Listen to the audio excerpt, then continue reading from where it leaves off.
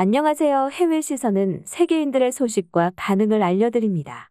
과거 극초음속 미사일과 스텔스 무인기 등 국방 수호를 위한 첨단 무기의 개발을 서두르겠다고 정경두 전 국방부 장관의 말이 있었고, 최근에는 서욱형 국방부 장관이 자주 국방을 다지는 초석인 국방과학연구소에 방문하여 무기 체계의 핵심 연구원들에게 미래를 주도하는 강한 국방력을 건설하기 위해서는 4차 산업혁명 시대에 걸맞은 첨단 국방과학 기술력이 뒷받침되어야 한다. 라고 강조하면서 지난 반세기 동안 이루어낸 탁월한 연구 성과를 토대로 미래전과 전방위 안보 위협에 대비할 수 있는 첨단 무기 체계 개발에 더욱 매진해 줄 것.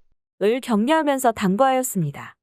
이 소식은 징병제가 아니라서인지, 패전으로 인해 군대라는 성질의 집단을 가지지 못해서인지 요상하게 밀리터리 매니아가 많으며 한국의 국방력에 오히려 북한보다 관심이 많아 보이는 일본에도 전해졌고, 전 현 국방장관들의 말은 물론 한국의 첨단 무기 개발 소식도 전했는데, 많은 일본인들은 난색을 표시하면서 한국은 끊임없이 신무기에 대하여 공격적인 개발에 열의가 있는데, 한국이 개발하는 첨단 무기의 목표가 도대체 어디로 향할지 모르겠다며 일본은 어떻게 대처해야 하면 좋을지 커뮤니티에서 활발한 이야기가 나와 혼란해하는 반응들을 소개해드리겠습니다.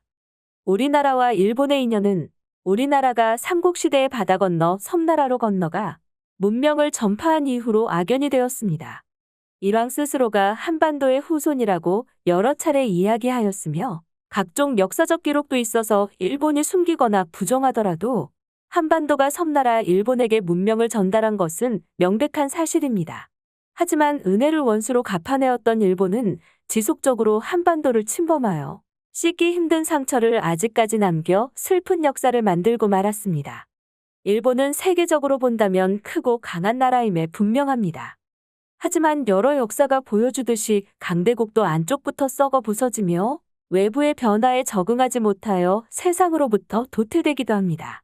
여전히 일본은 강한 나라이지만 여러 가지 지표로서 예전 같지 않죠. 일본은 과거 내부에 문제가 있으면 그 화살을 외부로 돌렸고, 그 대상은 가장 가까이에 있는 우리나라를 향했습니다.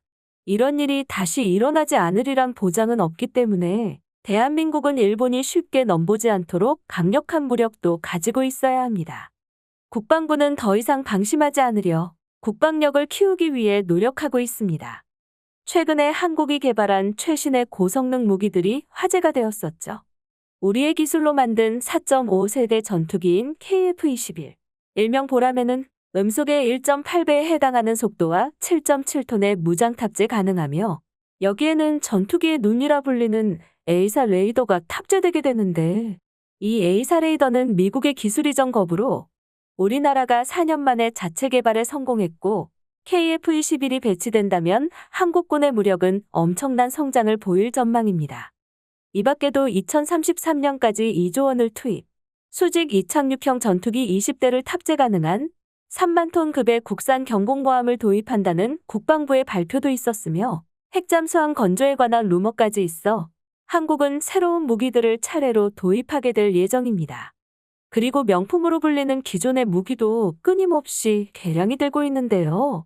K군수산업의 효자 노릇으로 호국뿐만 아니라 재원 확충까지 해주는 자주포의 정점이라고 불리는 K9은 최근에 엔진까지 국산화하기로 하였고, 하카스로부터 세계 전차 순위 4위로 고성능으로 수출되어 전 세계를 누비고 있는 K2 흑표 전차도 4세대에 들어서면서 새로운 무장은 물론 사물 인터넷이나 전술지휘 통제체제 같은 첨단 기술까지 갖춰지고 있는 상황입니다. 기본적으로 국가는 국민의 안전을 충족해야 하기 때문에 이렇게 대한민국의 국방력은 방심하지 않고 끊임없이 새로운 것을 만들고 있습니다. 이렇게 열심히 나라를 지키기 위해 어디서나 피와 땀을 흘리고 있는 모든 분들께 감사의 말씀을 전하고 싶습니다.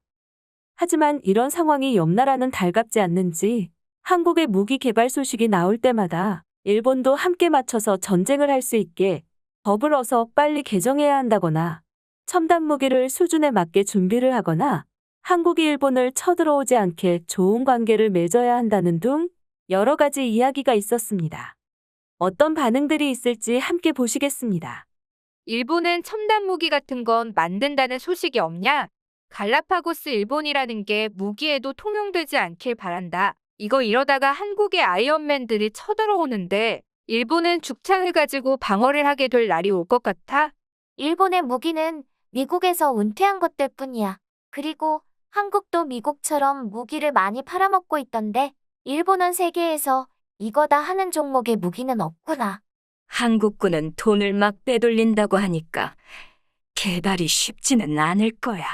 한국인 가장 미워하는 건 일본이야. 일본은 한국한테 너무 많은 죄를 지었고 미움을 샀다. 신무기들은 절대로 북한과 싸우기 위해서 만드는 건 아닐 거야. 그 대상은 일본일 확률이 너무 크다. 어서 한국 형님에게 사죄하는 게 좋아. 이번 투표에서 자민당이 모든 자리를 차지하게 해야 해. 그러고 나서 헌법구조는 개정해야만 한다. 일본을 침략하려는 국가에게 너무 유리한 법이야. 한국의 국방력은 우습게 볼 수준이 아니니까.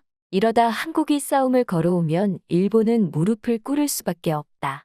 역시 한국하면 첨단의 이미지가 있기는 하다. 한국이 개발하는 무기는 아주 성능이 좋아서 한국군 1명이 일본 자위대원 10명을 상대할 거야. 자위대원은 그냥 은행원이랑 크게 다를 게 없으니까. 일본은 이미 한국의 국방백사에서 이웃나라에서 그 지위가 격화되었어.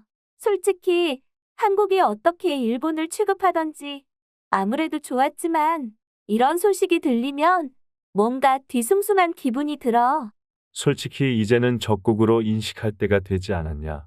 한국은 자기가 당한 일을 앵무새처럼 갚는 습성이 있잖아. 그래서 이번에는 먼저 일본을 침략해 올 것 같은 느낌이 들어. 입으로 총소리를 내는 일본의 자위대는 공무원일 뿐이야. 절대로 체격도 크고 난폭한 한국인들을 당해낼 수 없을 거다. 첨단 무기가 없어도 일본은 기백에서 지게 되어 있다. 아마 젊은 사람 중에 전쟁이 나면 나라를 위해 싸우는 사람보다 그냥 살려고 도망가는 사람이 훨씬 많을 거라고 생각한다. 일본의 해상자위대는 세계에서 손꼽히는 화력이야. 쉽게 한국에 진다고 단정 짓지 말아라. 다만 한국의 보병이 일본 본토에 떨어졌다면 일본은 멸망이라고 생각하는 게 좋다. 한국이 북한과 통일되는 시점에서 일본은 핵폭 맞고 지도상에서 삭제될 거야. 두 나라 모두 일본을 지독히도 싫어하니까 지금은 서로를 견제해야 하기 때문에 일본을 그냥 놔두는 거다. 한국의 모든 전쟁 준비는 일본과 싸우기 위함이잖아. 지금까지 이웃나라라고 친하게 지내고 하는 게 이상한 거야. 이제 독도 이야기는 눈치가 보여서 못하는 거냐? 늦기 전에 독도의 자위대를 파견해라. 바로 옆 나라들이 너무나 깡패의 나라들이야. 중국, 러시아, 북한, 한국, 미국으로 둘러싸였지. 진짜 일본이라는 나라의 위치 선정은 세계 최고의 불운이다. 일본은 전쟁으로 멸망하지 않으니까 걱정 마라. 일본은 천재지변으로 멸망하게 될 거야. 요즘처럼 미친 강수량으로 홍수가 나고 여름에는 해풍들이 쉴 새 없이 밀어닥치고 마무리는 대지진과 화산 폭발이겠지. 부디 한국과 북한이 전쟁이 나서 일본이 전쟁 특수를 누려서 예전처럼 경제가 살고 그걸 성장 동력으로 멈춰버린 일본 사회가 다시 움직였으면 좋겠어. 어서 전쟁을 마무리 지어라. 한국의 국방력은 인구 대비 엄청나다고 알고 있어. 휴전 국가의 위력이기도 하지만 동북아시아에서 약자는 살아남을 수 없기 때문에 무조건 무력을 계속 확충해야 한다. 아니면 중국이 다 지들 땅이라고 할 테니까. 노벨상도 하나 없는 나라가 만드는 무기 따위는 성능도 별로고 위험도도 너무 높아서 사양이야. 남을 해치는 무기라면 이미 한국에는 5천만 개가 있는데 뭘 또 만드는 거지. 한국은 무기조차도 표절을 하네. 독자적인 아이디어로 뭔가 하는 건 전혀 없어. 한국이 핵잠수함을 가지면 해상 자위대는 끝이야. 한국은 잠수함모의 전투에서 항상 최우수 클래스다. 항공모함을 건조하는 건 주위의 나라들이 모두 가지고 있으니까 체면을 살리려고 하나? 당연히 제대로 만들어질 리가 없는데 세금을 마구 낭비하는구나. 완전 환영한다. 한국군에 대한 여러 가지 이야기와 자국 자위대의 현황 등 다양한 이야기가 있었으며 2차 세계 대전 패전 국가로서 군대를 가지지 못하는데 그나마 나라를 방위하는 단체도 못 믿어온 모양입니다. 전쟁은 어떠한 때라도 당연히 일어나서는 안 되며 무조건 피해야 하는 것이 맞습니다만 그 억제력을 가지기 위해서는 무력이 필요하니 앞으로도 국방에 힘쓰면 좋겠습니다. 해외 시선은 여러분의 구독과 좋아요에 힘을 냅니다. 앞으로도 많은 시청 부탁드립니다. 감사합니다.